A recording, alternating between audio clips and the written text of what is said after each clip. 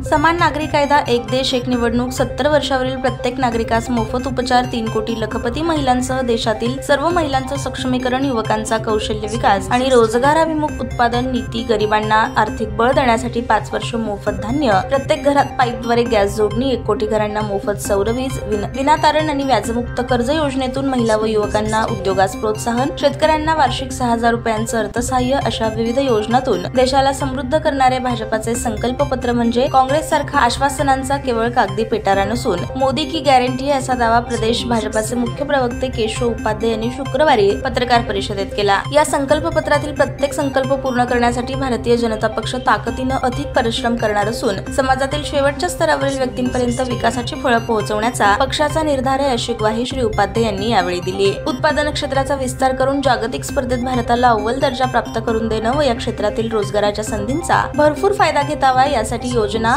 MSME क्षेत्राचा विस्तार, कर प्रणालीत सुटसुटीतपणा, या क्षेत्रात अधिकाधिक पतपुरवठा ही रोजगार निर्मितीसाठी सहाय्यक ठरणारी सूत्री आहे असं देखील त्यांनी सांगितलं।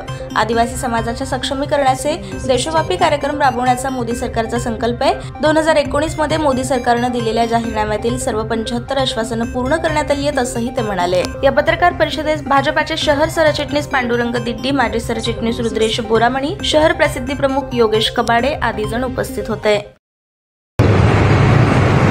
काँग्रेसचं धोरण किती खोटं असतं याचं प्रत्यंत उदाहरण 2004 साली त्यांनी मोफत विजेची घोषणा केली शेतकऱ्यांना निवडणुकीच्या आधी, आणि मोफत विजेची घोषणा केल्यानंतर तशा पद्धतीचे एक वीज बिल, शून्य बिलाची वीज बिल शेतकऱ्यांनी दिल्याचे फोटो सगळे छापून आले।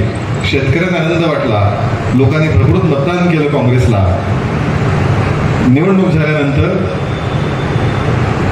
जुन्या थकबाकीसह बिलं आली।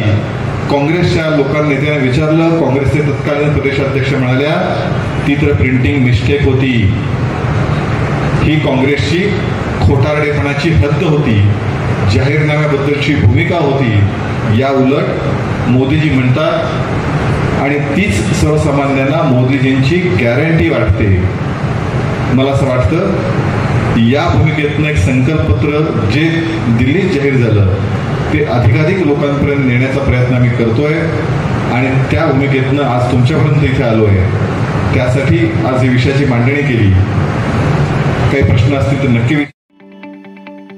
ताज्या बातम्या पाहण्यासाठी प्राईम महाराष्ट्र न्यूज चॅनलला सबस्क्राईब करा।